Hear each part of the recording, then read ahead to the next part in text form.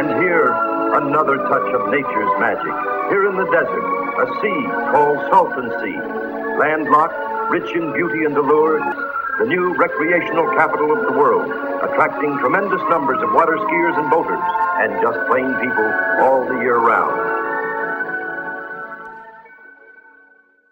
Good morning from the USA, a place where I don't film too many episodes from. But today we have something special in store for you. We're going to visit a miracle in the desert that turned into a disaster. Of course, as my other destinations, this place is pretty remote just as well. However, in the United States, the public transportation that's not so convenient. It doesn't go to these such places. Therefore, we've got a car, a hardtop convertible, with the rooftop actually broken. It's gonna take 3 to 4 hours to reach the final place. We're gonna learn some history, check out whatever the place has to offer, and that's gonna be the episode. Поехали!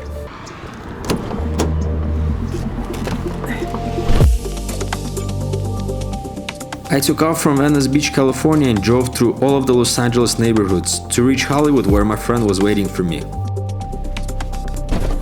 Yo! Mr. Baccarat! Nice sweater, bro. Nice jacket. What's up? I like it. We needed to drive 250 kilometers, roughly for about 3 hours, which is okay considering the roads are perfect in America. However, the views are lame, nor is there anything worth stopping for. We're at a halfway point, still got an hour and a half to go. We just stopped by to get some gas at this most famous snack shop in the United States, 7-Eleven.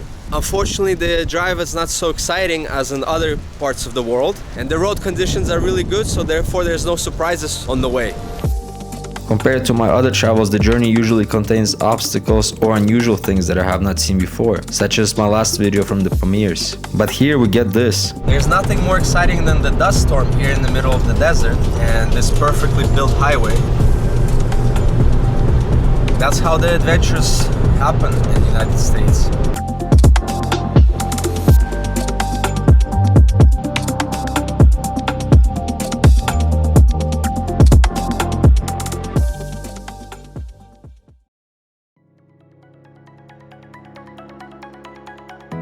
This is the Salton Sea, the largest lake in California, spreading and covering a surface area of 318 square miles. The lake was formed in 1905 by an incident in irrigation canals. The Colorado River was connected to the canals, then one of the floodgates in the canal burst and the water flowed into the Salton Sink for 2 years. In the decades following, this was considered the miracle in the desert, and that's when they wanted to take the opportunity and to create resorts next to the lake. The plan was to make it very exclusive with the boats, with the marina, and with the houses. That's precisely what happened in the 50s until the 70s. Bombay Beach was a new resort destination with hotels, vacation homes, and a pier. However, this was one of the many resorts on the Salton Sea. But this one stood out the most. Even Frank Sinatra and the Beach Boys vacationed here. It was ideal for swimming, boating, fishing, and bird watching, since the climate was hot half of the year. The sea was indeed a hot spot in California. It attracted 500,000 tourists annually.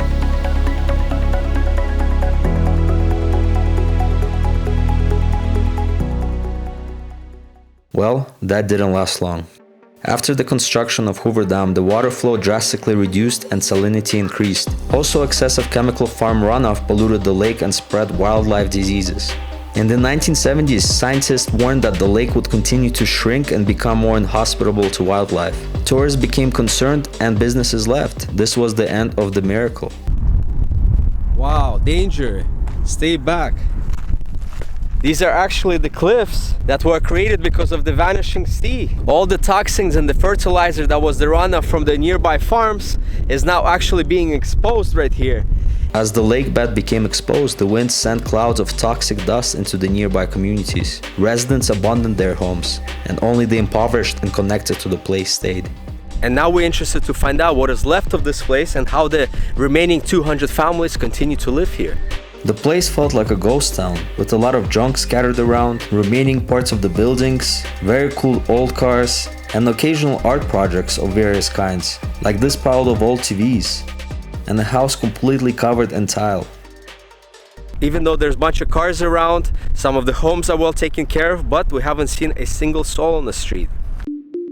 We decided to drive around Bombay Beach to see if we can find at least one person. There are many trailer homes, RVs, and a few proper houses. Of course, lots of abandoned stuff, but no people around. This is the original signs that are still remaining here. The last resort. We had no luck finding humans. However, after passing this bank on the left side, we found the Bombay beach estate, which seemed like a gated community from the past. Most likely these were luxury homes since they were on the first line of the beach. But unfortunately they turned into a wasteland for the local kids to tag. I decided to venture inside.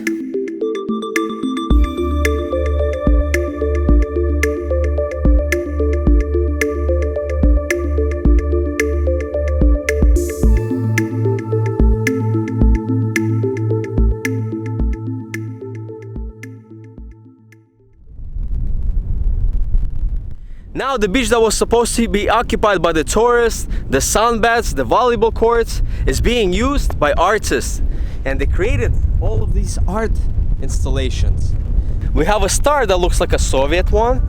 Then, whatever this is, don't know, towers or... Part of the shore that was once covered in water is now used for Burning Man-inspired festival called Biennale, occurring since 2016. That is why there are so many art installations along the beach. All the projects are primarily abstract or unusual, but definitely makes Bombay Beach an open-air museum that attracts tourists. Wow, we see a guy! Hola, amigo! ¿Cómo estás? It looks like a Burning Man. And he's not really friendly, doesn't want to chat. Obviously, because this place is super depressing, right, Mr. Baccarat? There you go. Let's get closer to the sea and finally touch it and see what's going on.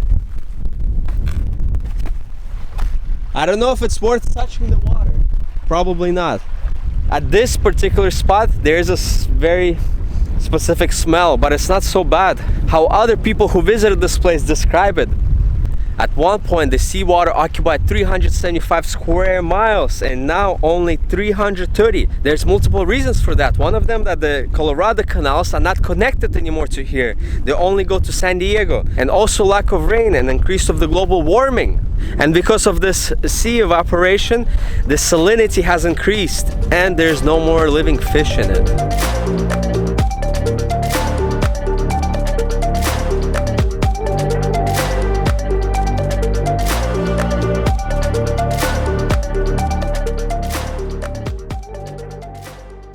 And the Bombay beach town is claiming to be the lowest community in all of United States at 223 below sea level.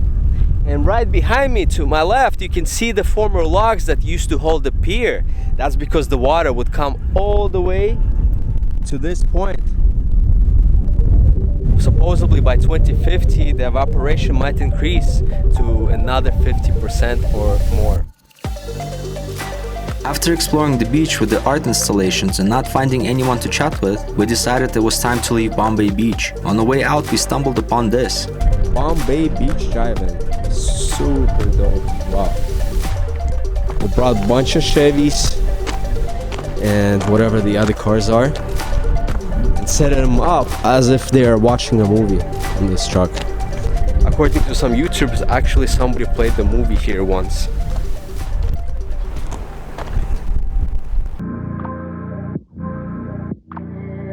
Three hours since we arrived at the Bombay beach, it was enough. We continued exploring around Salton Sea. On the highway, one place that stands out is this gas station.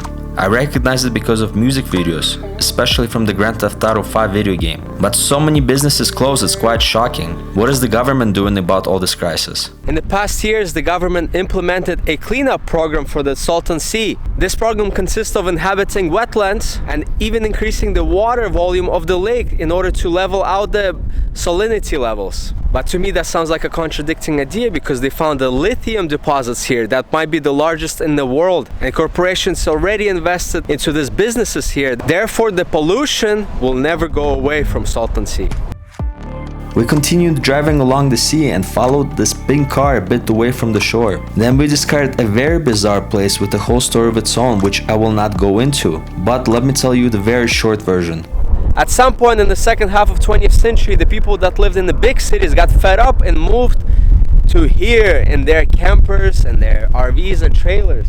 And they set up base and called this city I've never visited a place where squatters and retirees live in shacks, buses, trailers, and tents. What's interesting is that they have a library for educating, a church for connecting with God, a skate park for the kids, and a hostel for tourists. And this one-of-a-kind place. The highlight of Slab City is actually the Salvation Mountain.